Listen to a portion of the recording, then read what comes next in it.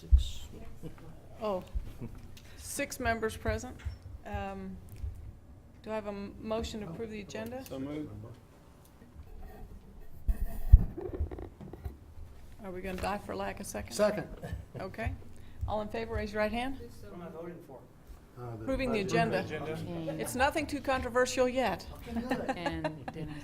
All right, Dean, take it away, 3.01, budget review. Okay, Andy, if you go down to budget review, and there's a lot of documents, if you just click on that one first, and I'll just say what that is. It's 100 and some pages, but that is the. Oh, my. That Are there is the cliff notes? entire budget.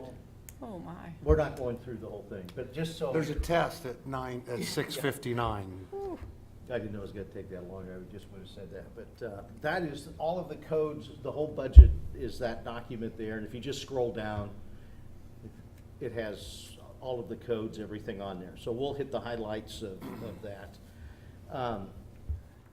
If you go to budget at a glance, next, it has a bag, yeah. And that's a neat document that, Bag. yeah, that Budget has a at a lot of glance. information, a lot of graphs explaining total expenditures by function. History, it compares 2010 to the current proposed budget on general fund, supplemental general. And then again, instructional expenditures, the big push is to get 65% of all the money into the classroom, and always, the debate that we always have is, what do you consider classroom? And, you know, getting kids to and from school doesn't count in those things, but I think we do a pretty good job of getting the money in the classroom. If you look at page 5 of that document, I'll draw your attention to a couple things there. That's just sources of revenue for the proposed budget.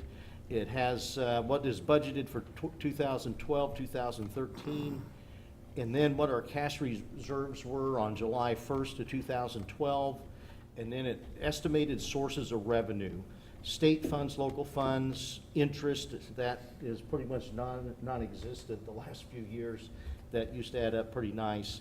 And then local funds, transfers, from, if you just go down and look at the first transfer, the 4-year-old at-risk program, when we look at FTE, those students aren't figured in the regular FTE. It's another line because it's a grant that you have to apply for, and not all schools have that or can get it even. I think several schools are trying to right now, but aren't able. But anyway, we transfer that money that we receive into that fund, and you can just go down the list there. At risk is a big dollar item, and I'll explain how much that's gone up here in just a little bit too. But that one's pretty good to look at, explains a lot. On page 6, it has enrollment information compared from 2008-9 up to 2012-13. And if you look at what we're proposing for per pupils, it's our FTE 2,405. Again, that does not include the at-risk 4-year-old at-risk preschool. So when we look at this other sheet, you'll see where the difference in the numbers are. The next sheet is the one that most people would be interested in. It talks about the mill levies in each one of these funds from 2010 through the current budget that's proposed 2012-13.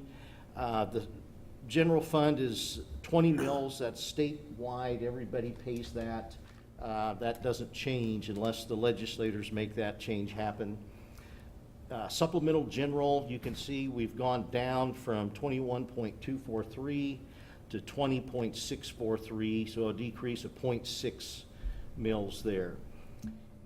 Adult ed will stay at a ½ mil. Capital outlay will remain at 5 mils. Bond and interest will go up from 12.014 to 12.667, an increase of 6.53. If you look down at the other bold numbers where it has total USD budget, our mill levy will increase 0.053, is what we're proposing for this year. And underneath that are the, we don't have a historical museum, mill levy, or library, but if you go down to where it has rec commission, we do have a 5 mil levy for the rec commission, and then another 0.8 mils for the employee benefits for the rec. So that's the how the mills break down. Page 8 just talks about the assessed valuation, and again, it goes back from the past several years and has some graphs that correspond with that, and what we've had for bond indebtedness, and you can see obviously that that's being paid down every year. But again, that's a nice document, has a lot of information.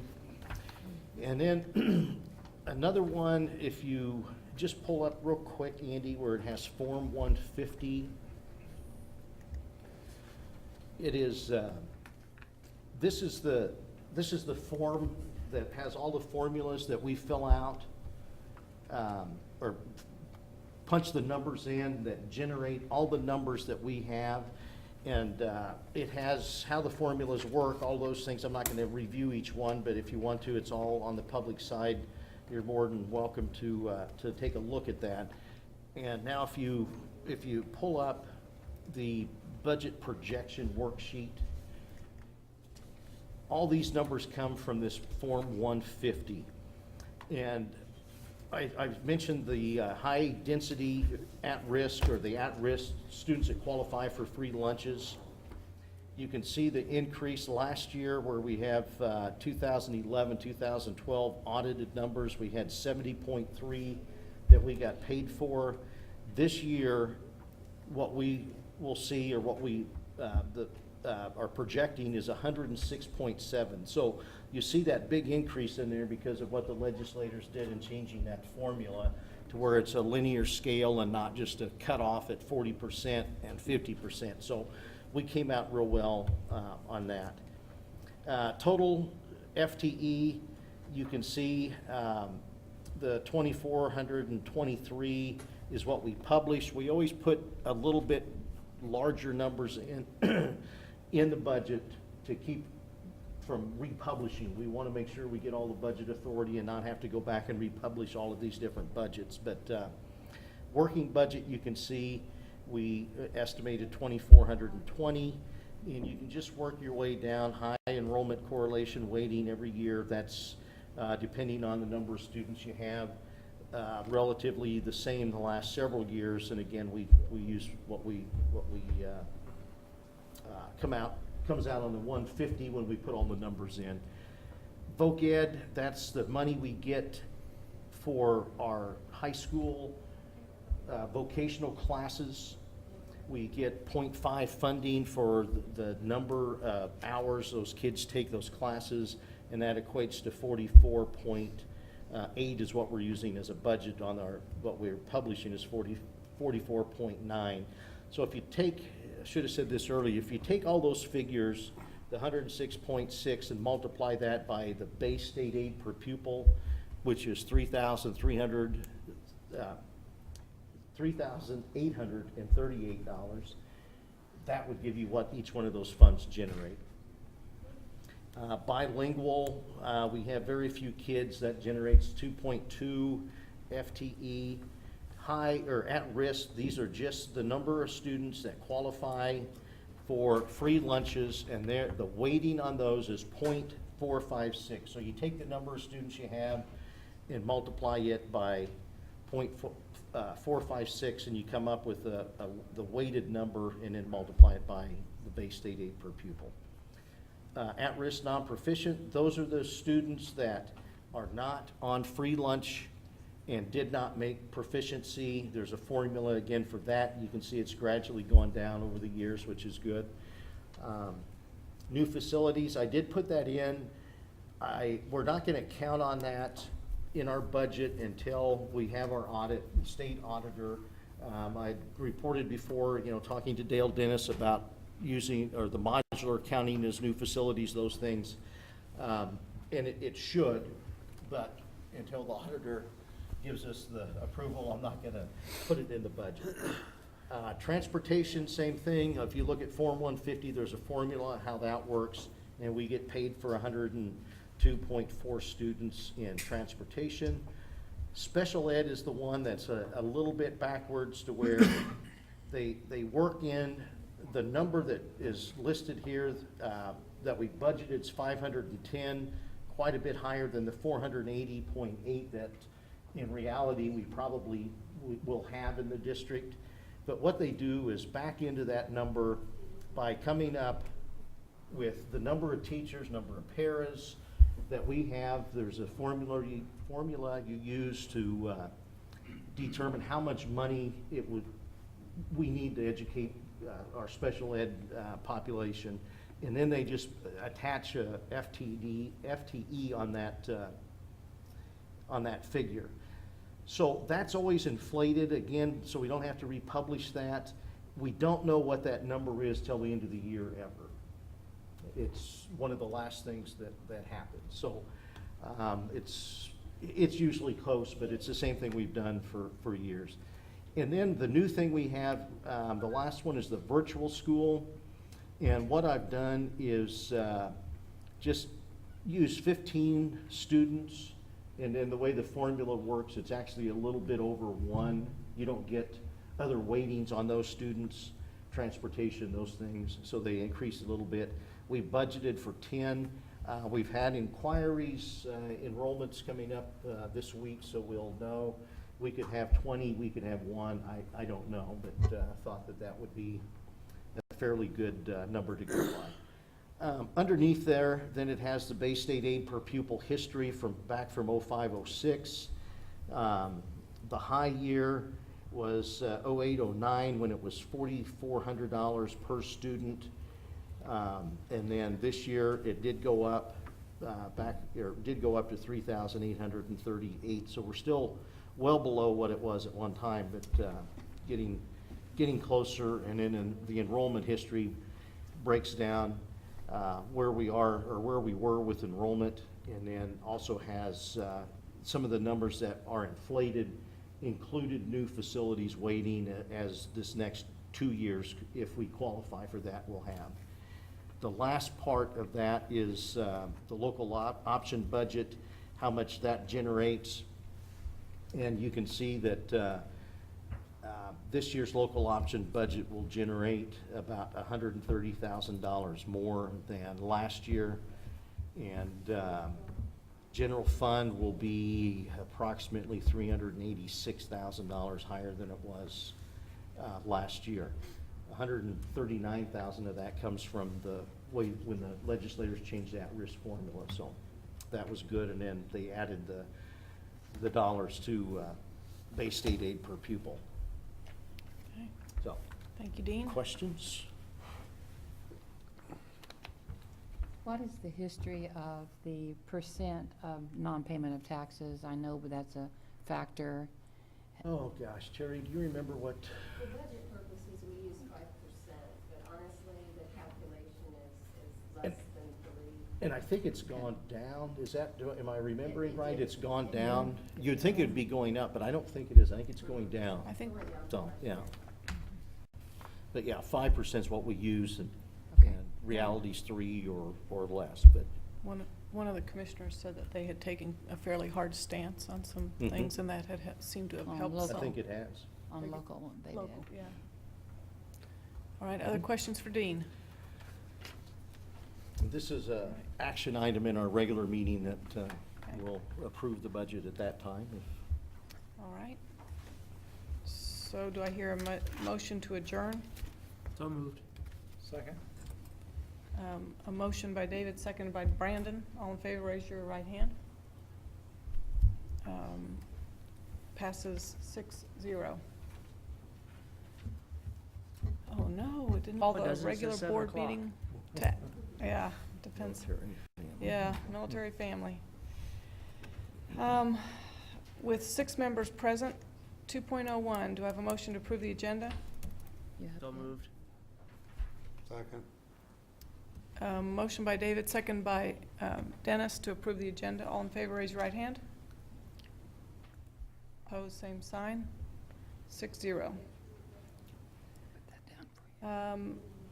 Moving on to item 3.01, 02, and 03. Do I have a motion to approve the consent agenda? So moved. Second? Moved by Brandon, seconded by Marge to approve the consent agenda. We're going to have Just discussion. one comment on the Uh-huh. financial piece there. Every month, we're gonna have, if you look at that, the capital contingency report, every month we'll have what our balance is for those two funds and any projects that are pending or approved. But we will have that every month, so you can keep track of where we have for expenses on those two. We haven't done that in the past, but we will now, so. Okay. Capital outlay and what? Contingency reserve. Contingency. Yeah. And that was one question I was going to ask. What was the level that we had set as kind of our marker? Do you remember, Dennis? For, Capital? 2 million at 2 one million time. is what we Yeah. talked about. okay. All right, so we're getting below that. Yep. Because if you look at it, we've got some planned expenditures that's coming out of it, so it leaves us looking at new money coming in about what, Dean, 400,000? Five. Because we've already spent some of that in the way. Oh, I see, yeah. So 400 or 500 in addition to where it is at now? I don't think, and I don't have it pulled up. Usually it's about 600,000 is what the mill pulls in. But by mills. we don't receive state aid anymore on that. And that's one reason that it's, I don't know, what do we get? A couple 100,000 state aid in Yeah, the we- past. And when they quit funding that, that made a huge difference in what, I mean, when we were planning and those things. So hopefully that'll come back, but, Okay. All right, any further discussion? All in favor, raise your right hand. 6-0. Item number 4, comments from the public. Teresa? No one's listed? Okay. Item number 5, 5.01, board reports. Does anybody have any? I enjoyed what I got to hear of Monty Selby's presentation. Yeah, that was a great presentation. good way to This start one. the year. It was a good way to start the year. Okay, 5.02, reports on facilities and operations. Richard Smith, You get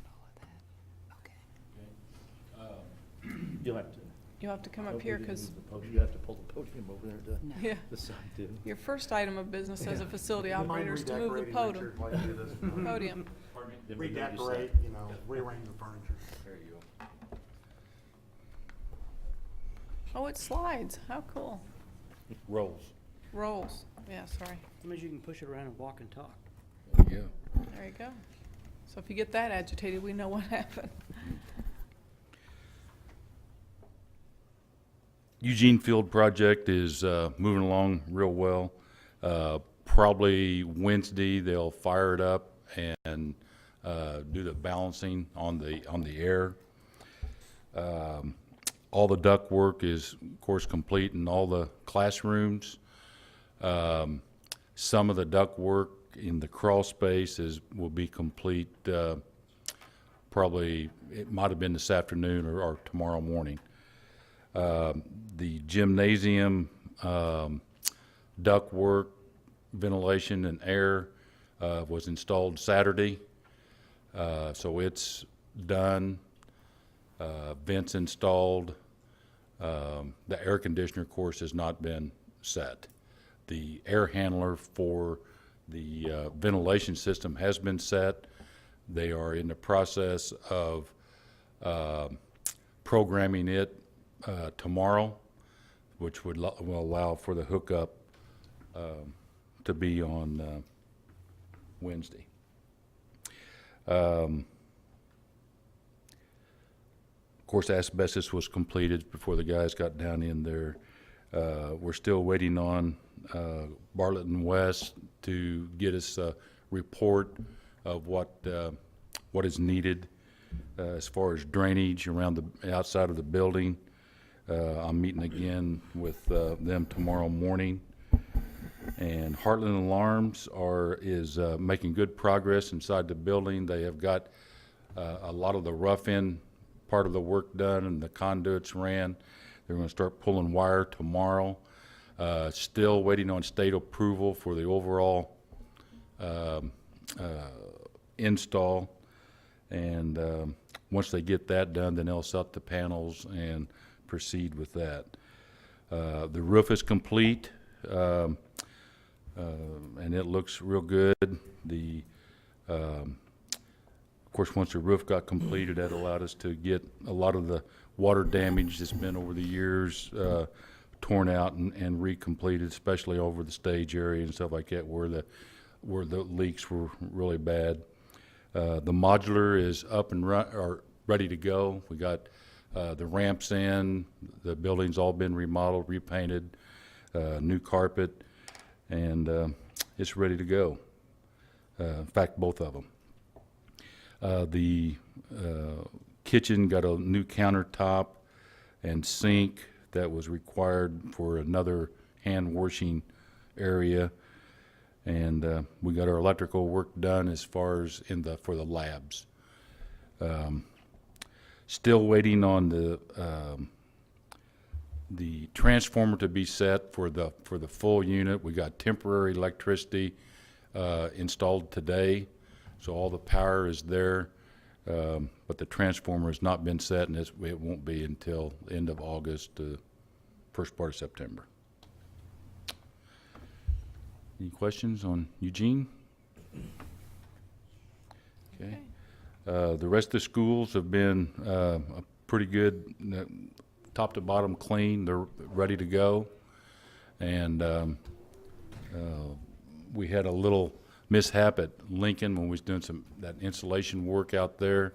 The insulation guys broke a sprinkler head, and we had a little bit of water damage. So we're on that, and that's been being repaired right now. Hey, Richard, are they gonna replace the carpet in that room? Just in Lynn Ferguson's room. The other group room carpet, I believe, is going to be okay. And B&B checked all that out and did that? Yeah, that was their recommendation. So, okay. Anything else? How was the bus inspection this year? Bus inspected went great. We were done in like 2 hours. Good. It normally it was an all-day deal, and the buses were all in good shape and ready to go, and so it was good. So All right, cool. that's about it. Okay, thank you, Thank you. Richard. 5.03, Mr. Cat. All right, first, just a couple of comments on the board retreat. I talked to Gould and Evans a couple different times after that, and they're putting together some things. What they are asking is to come up with some sort of contract if they're gonna continue doing the long-range plan and those things, and I'll get more information from them, but just to kind of give you a heads up of what they're looking at, and Would this lock them in to be our architects if we it choose to wouldn't do have to. something? It wouldn't have to. I mean, but we'll have to look at that. I'll see what. Do they have a budget number at this point since No. we're, okay. And No. we want to make sure we have an out clause that doesn't cost. Yeah, I mean, if this would be the way I understand it, I'll get all this information to do the planning part of it. And then if we did something, what they may do, my guess is they'll probably ask to, if we go ahead with the project, waive a lot of what we're doing for the long-range planning and have that. But you're saying you probably don't want to go that route. I just want options. Okay, I mean, I'll I have them think put when you together look all at the that and look at that. Pasadena, when we I had know. that long-range situation, Yeah. we didn't have a lot of options. Yeah. I'm thinking we might want to look at our Okay. options because it might be I'll- 2 or 3 years down the road. And Right, we yeah, don't want to it's have not a gonna permanent be- relationship if we need other options. Okay, I will put all that together or get it. I did put on here I think, did everyone get the KASB president-elect application? Did they just send that to you, Susan, and me? And I got it. But Yeah, I think anyone that's everybody got it. interested in that, let me know. I don't know if we have anyone or not, but they're looking for president-elect candidates. Sounds like a job for Dennis. It's a job for someone that's independently wealthy that can attend a lot of Yeah, meetings and they're not have to gone have a a lot. job. Pretty much. On a lot. Like I said, Dennis. I had mentioned to Brian just a minute ago, if you weren't at the breakfast this morning, they did pictures. If you didn't get your picture taken, they're gonna be there on August 16th from 8 to 10 at the middle school again, if you want that. I know I still have yours, Dennis, from last year. If Just you use that. can't make it, we'll do that. And then Brian and Bill was there, so. I want to talk briefly here about the waiver, the ESEA waiver.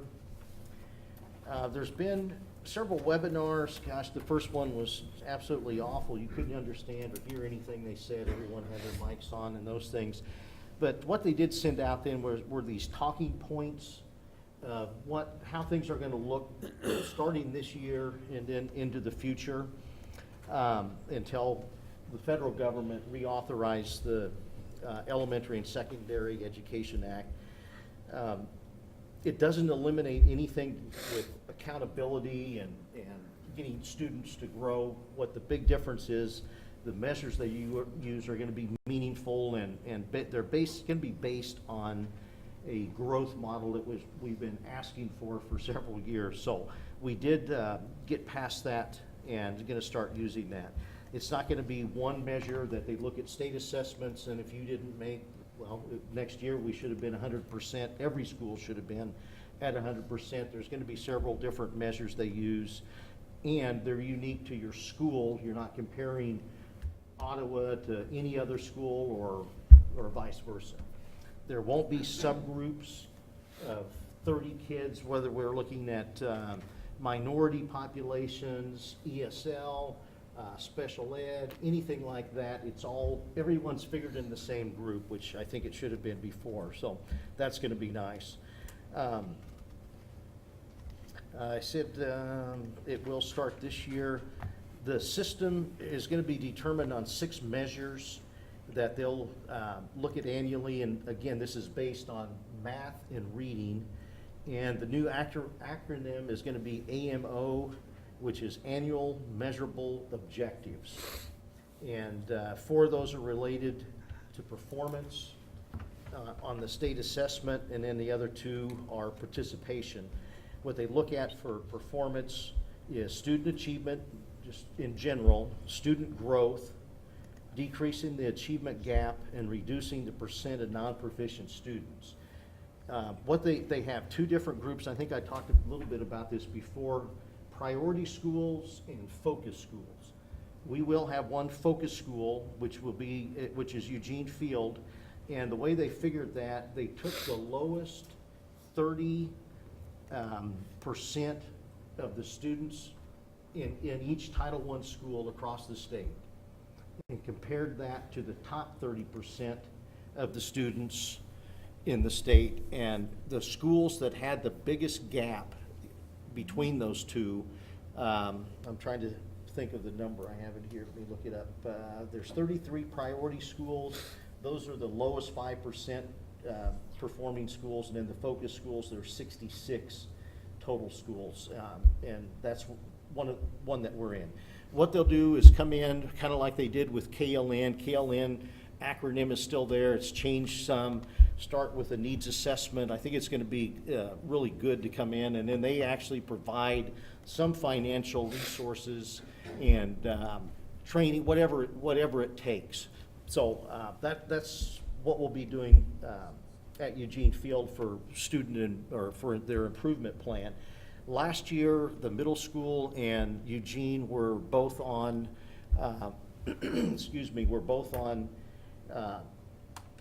watch, and they had to start developing plans, so they've already done, and Carmen's here. I think you guys had completed yours, which has no bearing now, but for Eugene Field, that'll be the first thing that we look at, is that plan that they started to develop last year, and use that as a beginning point. Dean, Yes.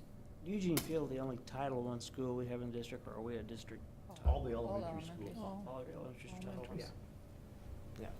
And then, when I talked about participation, that's the number of students that take the state assessment, which we have almost every student. There's very rare that a student doesn't take it if there's a illness or something, they just don't fit in that window.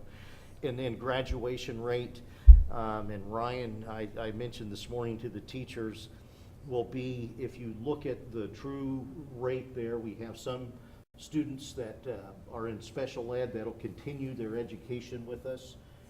They can do that up to 21 that will graduate, and some of them may have already have what it takes to graduate, but we have other programs. We don't get credit for those, which still, I hope they change that. It doesn't make sense. But if you counted those students that completed or continuing, our graduation rate would be right about 80% or maybe a little bit above. So we're making gains there too. So we'll look at all those things to see how we want to go forward with Eugene Field, and then just the district as a whole. The district was on improvement in the past through AYP and those things. That's gone. I mean, there's no more hammer, I guess, over the district. I hate to say that, but there was always that KLN stuff that we had to do, which I think was very good, but it got to be pretty cumbersome when I think we have a good plan in place and making the gains that we need to. One of the big things, and we talked about this at negotiations our last meeting last week, and that has to do with the evaluation tool, that it needs to, with everyone, administration and teachers, needs to be tied to student achievement some shape or form. And Kansas is piloting a program which they call KEEP, Kansas Educators Evaluation Protocol. Their school's piloting that. It's not perfect by any means, but that's going to be based on a model like that.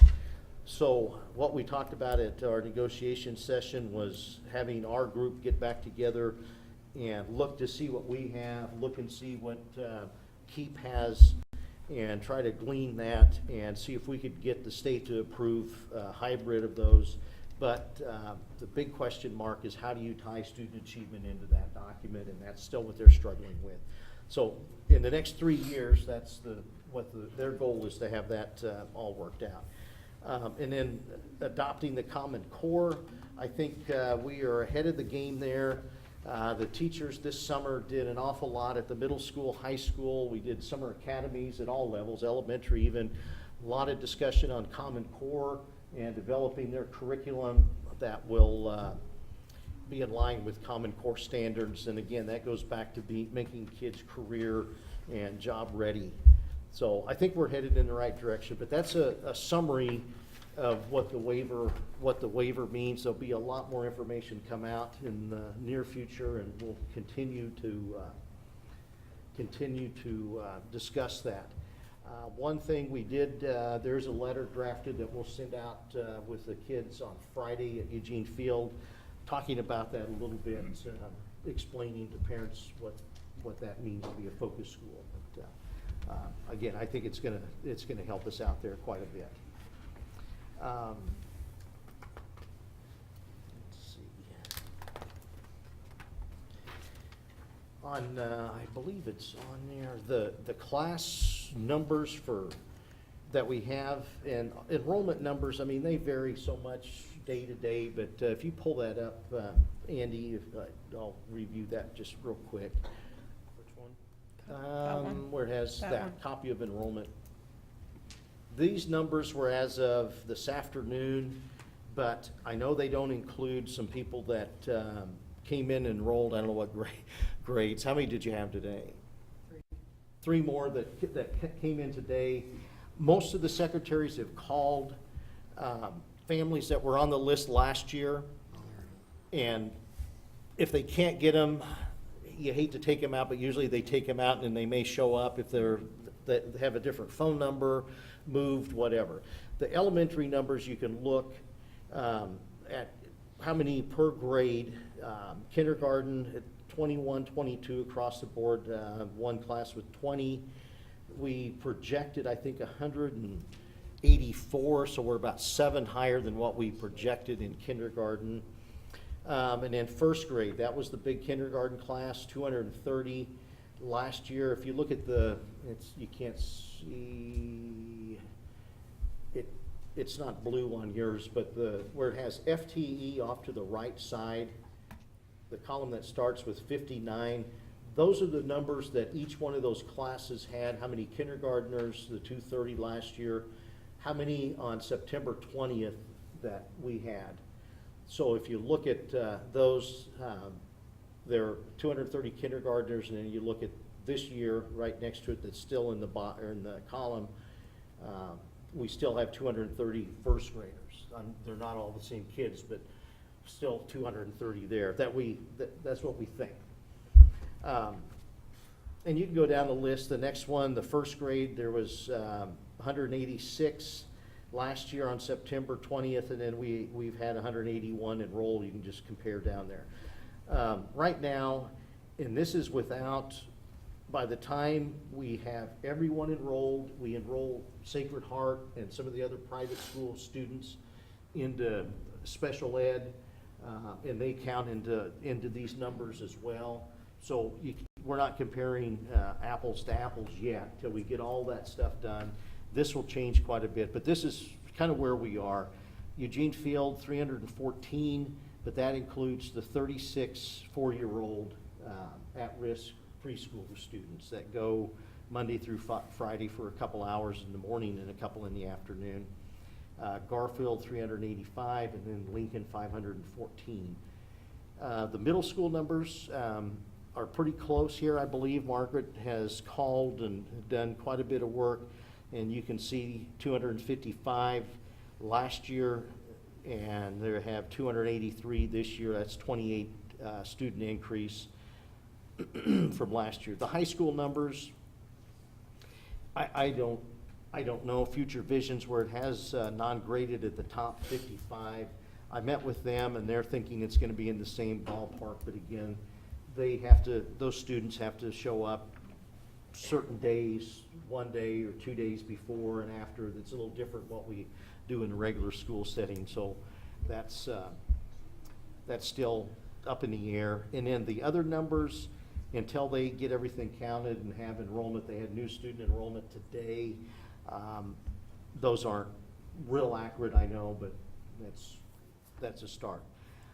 Virtual school, again, I projected 15. That enrollment's coming up this week, so we'll have a better idea there. But that's what we have as of today, and we will look at all of these. We have a lot of transfer requests as every year, and look and see where we are across the board, and still try to make the class sizes as equitable as possible across the district, and consider all those on Wednesday.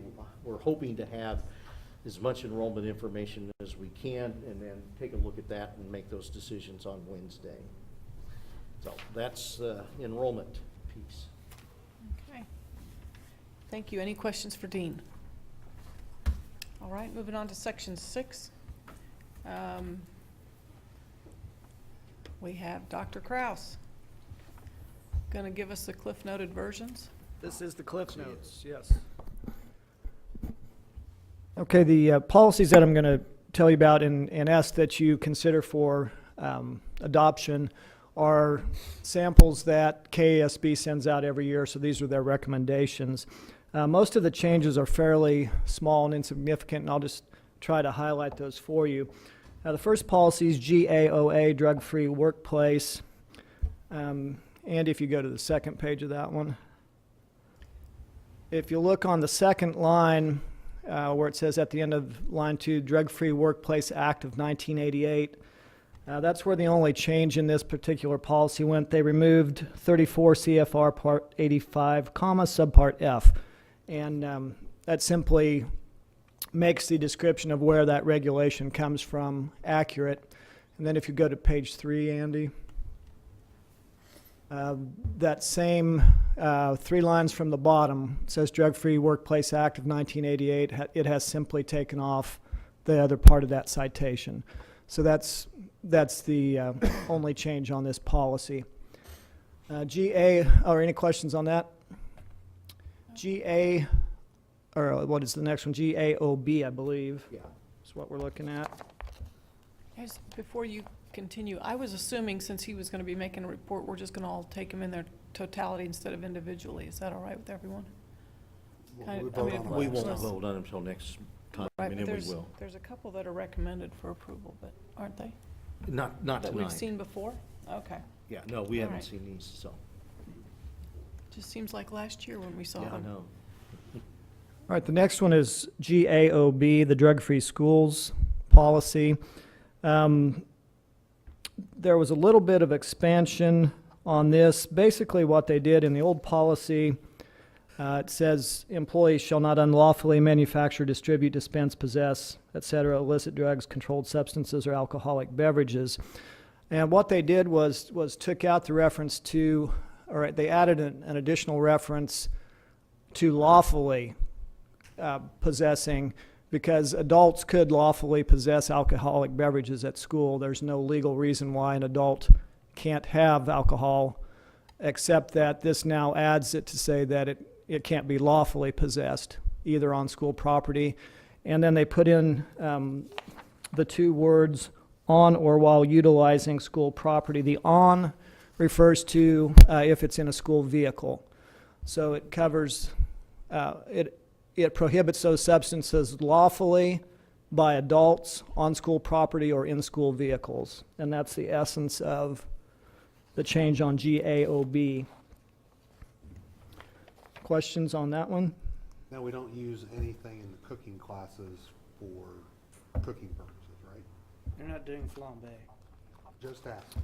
That would be a good question. I haven't What about dietary department? spent any time in the cooking classes. Dr. Cobbs, you have any idea? There should be zero alcohol in any of our cooking classes. The only alcohol in our building should be rubbing alcohol in the nurse's office. And what about in Or rum cake. in the dietary area? I'm not aware of any Can't dietary imagine. use. Okay. They're not making chicken with wine sauce. Yeah, if I had, I just gotta ask the question. yeah, if I had to have that many kids cooking, I'd have to have some sherry under my desk just to make it through. I mean, there are recipes. Oh, I know. I know. No, yeah, no beer batter chicken. Other questions on GAOB? All right, the next one's a transportation disclosure form. This is not to be, this is strictly for your information. KASB does not recommend that this be a policy. I just wanted to put it in front of you to look at. This is the form that they are suggesting districts use for student transportation.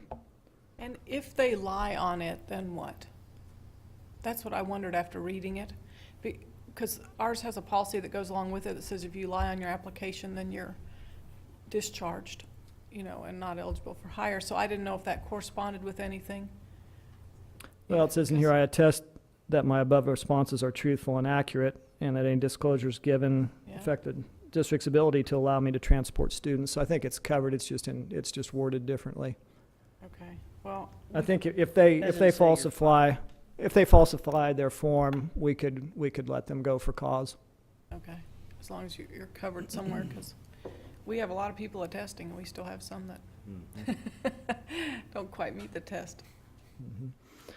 Other questions about the student transportation disclosure? No, that's it.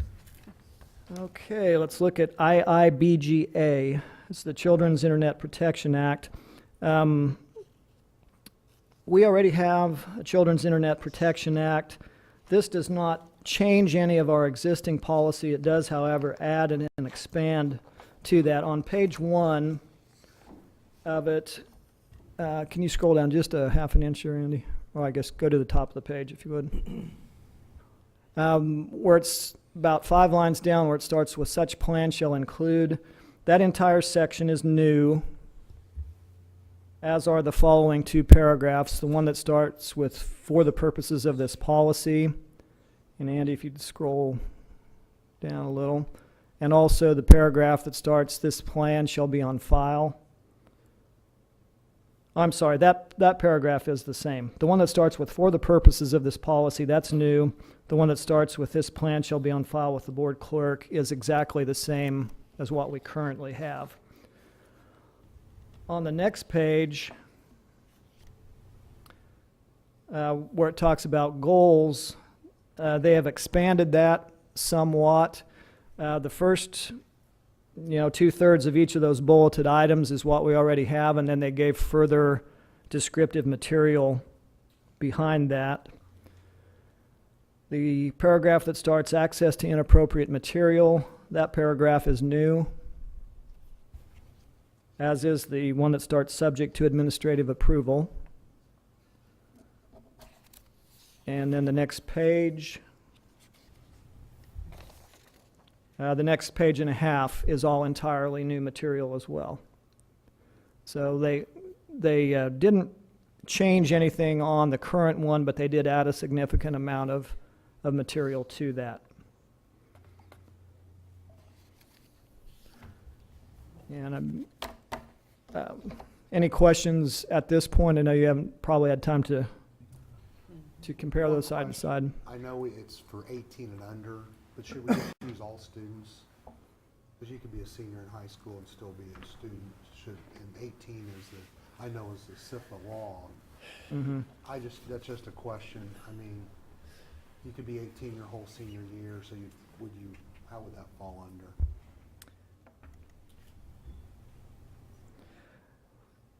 Well, it specifically states in here that they're defining minor as a student who's 18 years of age or under. I don't know legally at that point if there are different protections required by law for a quote-unquote minor versus an adult. That would certainly be something I would think that if you chose to add it, you could. Just a thought. Yeah, I'll give KASB a call and see if, I know the statute says 18. I was just wondering. It's conceivable that we could have a 19-year-old senior. Exactly. mm-hmm. Oh, and I mean, it's not unusual. My younger son has a late September birthday, so he'll be 19 just into his senior year. I'll call and ask them about that. Just wondering. Do we monitor where people go on the internet? Yes.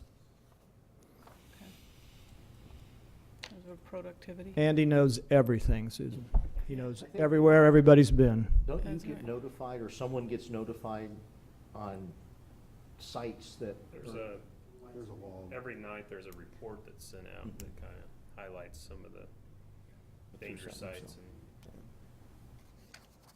Keystroke, not keystroke. Mhm.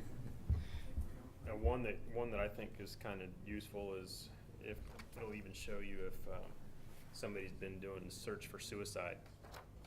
So Kim usually gets those, lets the principal know, and probably most of the time the student is doing research or something like that, but sometimes you might be able to save somebody who's contemplating. Any further questions on that one? All right, if not, let's move to IJR.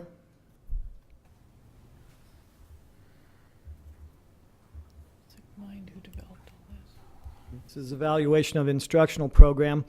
The difference between what they're suggesting and what we currently have, those first two sentences are new. The superintendent may develop guidelines to evaluate. And then in the second paragraph, it's identical, except every time where you see the word may, in the current policy, it says shall. So on the first line, the current one says the superintendent shall establish. So every time that the word shall happened, they put may in there, and they said that they felt like it gave school districts additional flexibility just to do as they felt was the best. So two new sentences, and every shall became may. Questions on that one?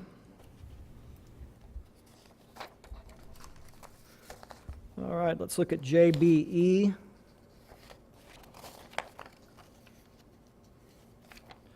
This is the truancy policy. There is no new verbiage in the policy itself. Andy, if you'd go to the third page, it shows the lifetime earnings. This page, JBE3, is the change to the policy, and it simply gives updated earning numbers from the old policy. And that's the only difference. Any questions on that one?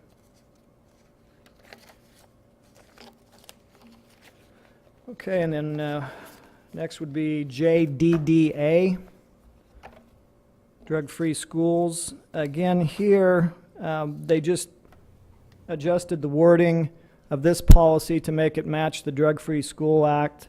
And where they said unlawful possession, they also added verbiage to cover the lawful possession of alcohol by adults, and added the extra or in, the phrase or in, to cover behavior on school vehicles.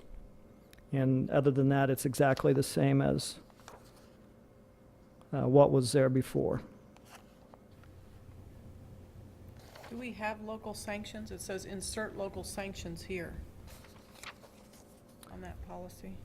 The sanctions would follow in our student handbook. I believe it talks about the sanctions for those types of offenses.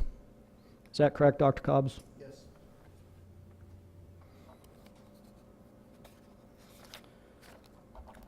Any other questions on that one?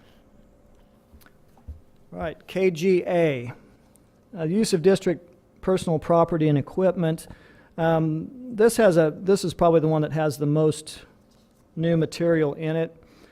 On the it's the second line of the first paragraph. It says organizations shall be submitted to the superintendent.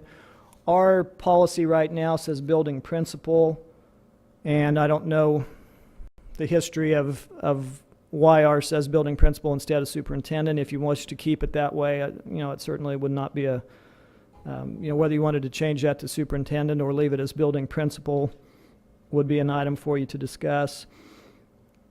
And then below that, starting with line 5, you went a little too low, Andy. 1, 2, 3. It's on the end of the fourth line. It says the superintendent may establish a deposit or requirement for the purchase of insurance for use of school equipment before it is removed from the school grounds or other district property. The deposit will be paid to whomever and will be refunded when the equipment is returned in working order.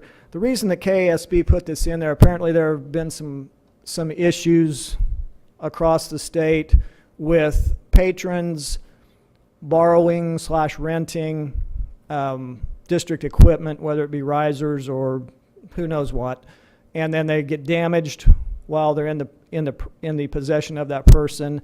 This allows the district to say, hey, before you use district equipment, we need to see proof of insurance, and that allows us then, if something is damaged by the patron, to recover the cost of that damage.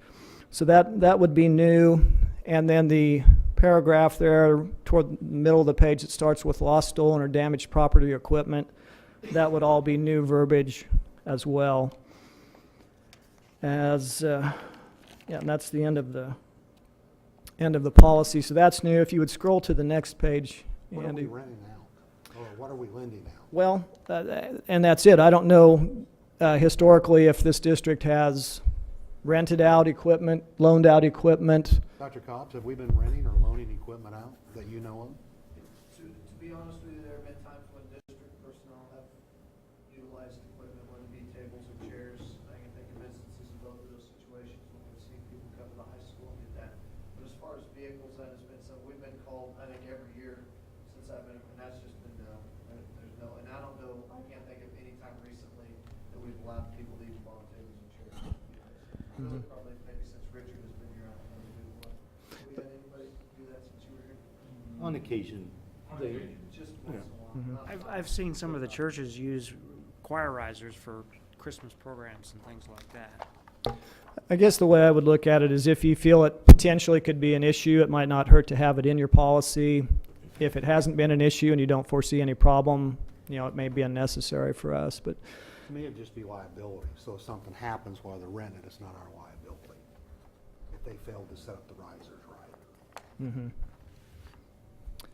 right. should you, Yeah, I don't think people are coming by the shop and asking to take a jack with them or something like that. But we'll have to watch the tubas, because Brandon is interested in that.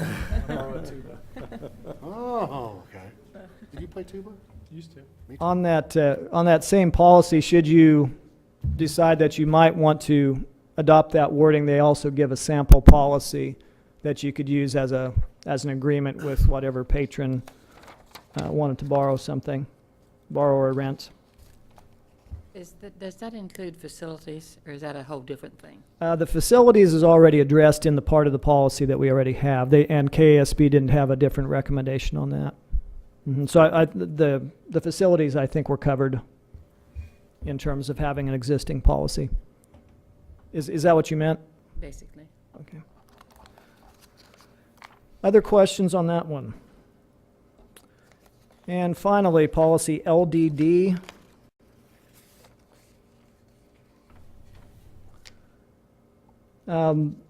The wording again on this, where it talks about unlawful possession, they have added the phraseology to incorporate the lawful possession of alcohol by adults.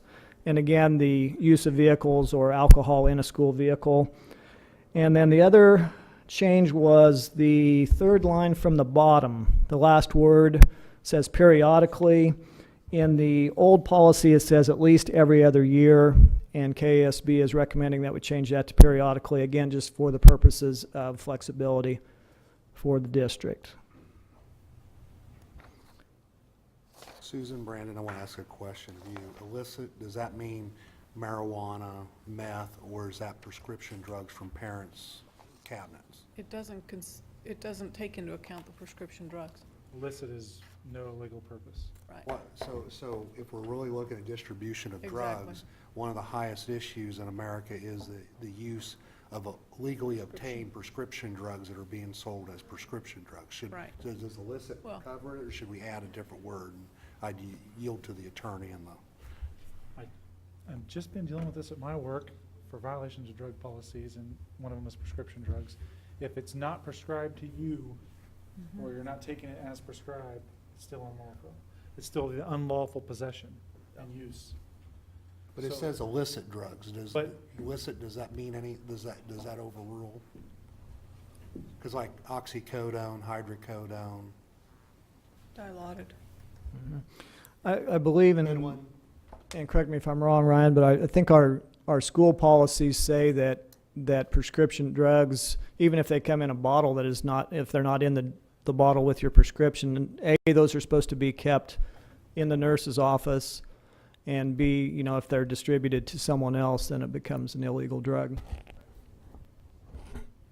Ask KSB, Brian, when you do about that, just to make sure that it's covered in there. Because I think that's It- probably the I biggest thing. agree. Just to make- It's robbing the Yeah. cabinet and pulling a couple oxycodone out and selling them, or Ritalin for $10 a pill, or. But anytime it's being Private used for other than finance. prescribed or by someone who's not prescribed to, I think that probably makes it become illicit. Okay, thank you. We'll find that. Okay, so the question is, what do we do with prescription drugs that are being used inappropriately, not by the prescribee? Well, does that definition include that? Is that clear Does enough? illicit drugs include that? Because usually illicit drugs refers to illegal Drugs drugs, that are cocaine, illegal. meth, opium, things like that. Okay.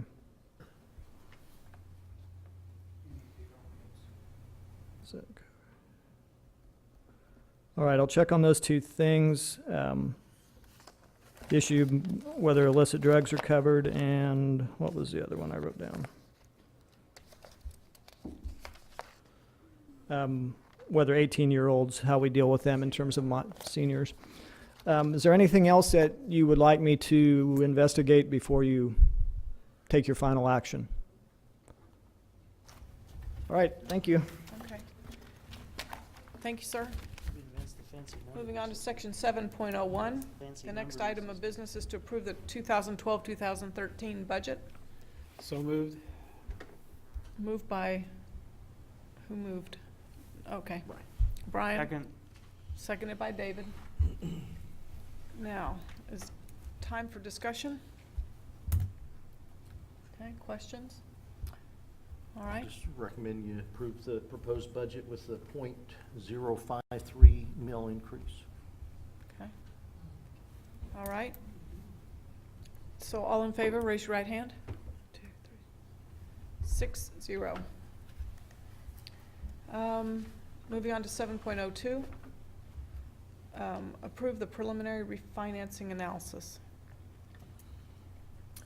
This is, last year, I don't remember the exact month, but last year we refinanced part of our bonds Right. and saved pretty substantial money doing that.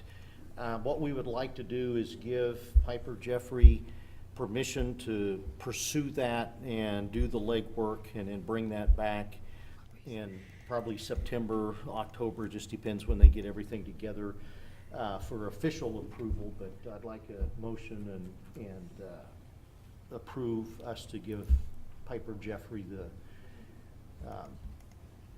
go ahead to look at that. And what they're projecting is potential savings of $1,063,000. And this is for the bonds that we didn't refinance. last Correct. time. We did like half of them. Right. or- So Under- moved. Second. Moved by David, seconded by Dennis, to approve the preliminary refinancing analysis by Piper Jaffray. Any discussion? He can lower his price $100 since he didn't have to drive down tonight, so. Okay, all right, Tell him. well noted. Or if he drives a hybrid, he could come for less. Anyway, all in favor, raise your right hand. 6-0. Item 7.03, iPad purchase for OMS. Susan, before we go on, I just want to note Oh, that's sorry. another example of how we're trying to save money in the long run of all the total expenditures to our taxes. And so that's a substantial savings in the long run. Sorry about that. No problem, no problem. All right, 7.03, OMS iPads.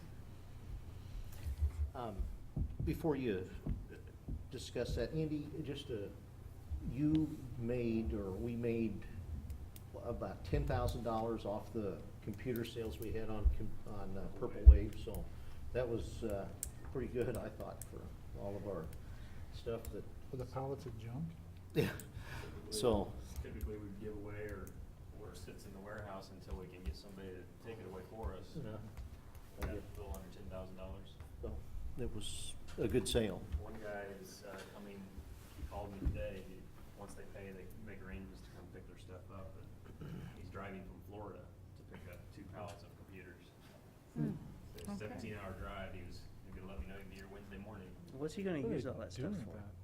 I think that, Building bombs? one person told me he takes everything out and sells the parts individually on eBay and then scraps the rest. I was gonna say, I Oh. bet he's an eBay. That's Make good. sure he brings some rain with him. They've been getting it down there. These 30, yeah, these 30 iPads, Carmen's gonna have, all the staff, use. We did that last time for elementary. This is the next step for middle school. 30 iPads, and that's with cases on those for $12,840. And So is this part of the MTSS like the elementary's doing, or what's the purpose? We're Because gonna use the same thing, it's for data collection for the Ames Web, and then we're also gonna use it for, our new math series uses the iPads, and also the reading curriculum that we adopted a couple years ago, they have iPad applications that they can use in the classroom as well. I just knew at our board retreat, we weren't that far along developed. And again, I know they were using them in the elementary for the MTSS, and the high school was using them on a special pilot project. So it was just kind of a surprise. And I just want to make sure we're just not giving them out and setting them there. No. We want to, I mean, the big plan obviously is to use iPads or tablets for our curriculum and do one-to-one initiatives, those things, and getting them in the hands of teachers. And Carmen feels like her building's ready for that, same with elementary. And I think a lot of teachers are very happy to have that available to them now, so. These iPad 2s? We bought the 2s, they were about $100 less, not much difference. And does it come with instructions Mhm. or instruction from you Yeah. or something? Yeah. No, All right, so do I have a motion? on-the-job learning. There you So go. moved. Moved by David.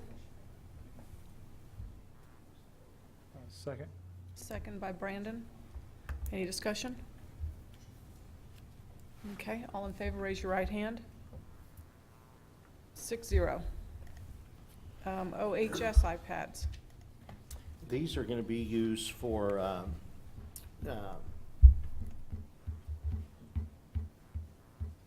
two math classes, and actually the high school, and did they meet on the curriculum? No, we're meeting on Thursday. On Thursday. But actually, we have a company that's going to try to work with us on doing one-to-one initiatives on iPads or tablets. But they are letting Ryan or the high school pilot this curriculum, and it'll all be used on these. I think it's going to be the springboard to everyone wanting that, kids, teachers, and starting that, and do away with buying the physical textbook. And I'm excited about it, and I know they are too. The teachers were very excited, and I think the kids will be when they walk in there and realize that all their lessons and everything are going to be on this iPad. So that, we needed 50 for those two classes, and the cost of that was $21,549. Dean, if I could Yeah. break in for just a second, one of the things that we can do that with this that we'll start to talk about is with Common Core. At the high school level, there's not a textbook out there that truly implements the Common Core yet, which means that our teachers are all building their own curriculum. Through an iPad, you can utilize something called iBooks, and basically we can build our own textbooks. And so the vision for the future is to get away from McDougall, from Holt, from Glencoe, whatever it is, and instead of saying $560,000, whatever it is, to adopt a new Journey Series K-12, put it there, teachers can develop our own curriculum that we can put together the way that we want it to be and utilize for the needs of our students in our area. The iPad offers all of those situations for our kids. When we talked to our teachers about it today, they were pretty excited about the prospect of the future and what we could do with them. So I think there were some irritated teachers that they weren't the ones piloting this program. Pretty interesting. Another point I'd like to make out real quickly is if the right person gets in touch with Apple at Cupertino, they give away hundreds of millions of dollars worth of their products every year for education purposes. Who was that? Apple at Oh. Cupertino Yeah. in California, they give away hundreds of millions of dollars worth of their products for education. Typically those are for low SES school districts through grant. They qualify. Well, I'll move to approve the high school iPad purchase. Do we have a second? Second. Moved by Dennis, seconded by, was that you, Brian? Yep. To approve the OHS iPad quote. Discussion? All right, all in favor, raise your right hand. Comments. 6-0. Blue Cross Blue Shield increase. This is one thing we discussed at our last IBB session, and the increase, what we're proposing for district paid benefit would increase $15 a month. Total would be approximately $47,340, depending, that's the total, depending on how many more paras, building aids, those types of things, and if they qualify and want it and those things. So that was, we will be able to start that. That's a very good number. I'd move to approve the increase of $15 per member per month increase. Second. All right, moved by Dennis, seconded by David to approve the rate increase of $15 per member per month, Blue Cross policies. All in favor, raise your right hand. 6-0. Item number 8 on the agenda is for executive session for negotiations. What do you think? 10 minutes at the most? Yeah, probably. Yeah, I had one thing I wanted to Okay. share, and Madam President, I move the board go into executive session for the purpose of discussing matters relating to employer-employee negotiations, whether or not in consultation with the representative or the representatives of the body. Have the board return to the open meeting at 8:05 o'clock in this room. The executive session is required to protect the district's right to confidentiality of its negotiating position and the public interest. And that would be including Dean and Brian. Second. Moved by David, seconded by Dennis to move into executive session for the purpose of negotiations. All in favor, raise your right hand. 6-0. President, I move we come back into open session. Second. Moved by Brian, seconded by Dennis to come back into open session. All in favor, raise your right hand. 6-0. On to item number 9, executive session for personnel. Don't need them. We've got, We're done. done. Yeah, we don't need it. We just need to approve the list. Okay. On to item number 10 then, personnel. You have a amended list presented to you Thank you for that. for review. I think there was one person listed under 2 different capacities. I move So- we approve the staff list as presented. Second. Okay, moved by David, seconded by Dennis to approve the personnel list. Do you have any questions? Discussion?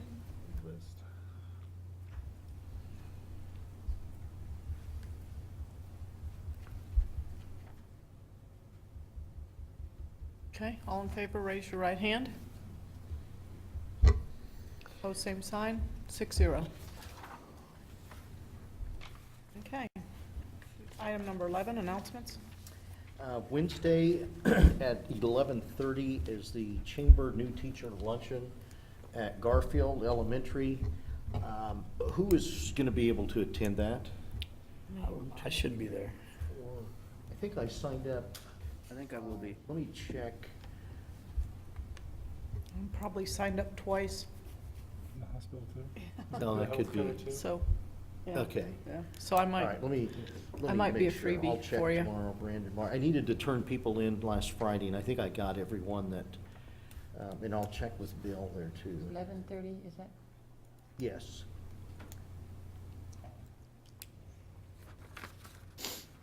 And then next Monday, we'll start IBB again. It was kind of nice not to have that tonight, wasn't it? No, you kidding? I was looking forward to dinner. Yeah, my wife looked at me and says, "What are you doing home?" Every Monday all Dinner summer. out. Let's see, who's on the PDC committee? Brian? Yep. We meet Wednesday, the 22nd, then at 4:15 at the middle school. I'll go to Optimist and give a school update the morning of the 23rd. And then next board meeting's the 27th with IBB at 5 and board meeting at 7.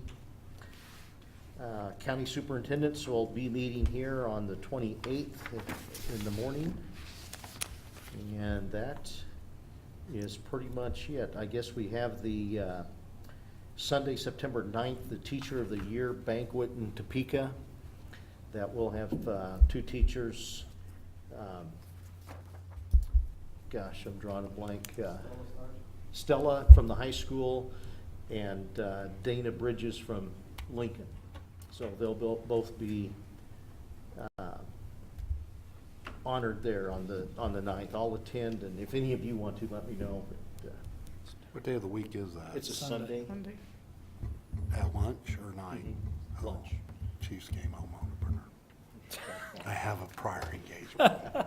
Dean, Yes. when is the ORC, they canceled the meeting and they rescheduled it? This to Wednesday. Do a tour? Do you know anything about that? I haven't heard anything, Marge, yet. I'll send it out when they do. Well, it was on my answer machine and Chuck listened to it and erased it. No, I haven't heard. And I said, when was that? And he said, I don't remember. So I thought maybe, since it was for all of us, I thought you would be. Yeah, I haven't heard anything. Huh, It was a Monday. And do we have IBB the 20th? yes. Yes. And the 27th? You do it, she's asking 20th, which is next week. Yes, And we'll then do the it, next yeah. one. Yeah, we do have it. Okay, Okay. all right, just clarifying. Yep. Well, I Hi, see we're Move normally the hearing, not. Marge, to this Wednesday, right? Pardon? Their budget hearing to this Wednesday?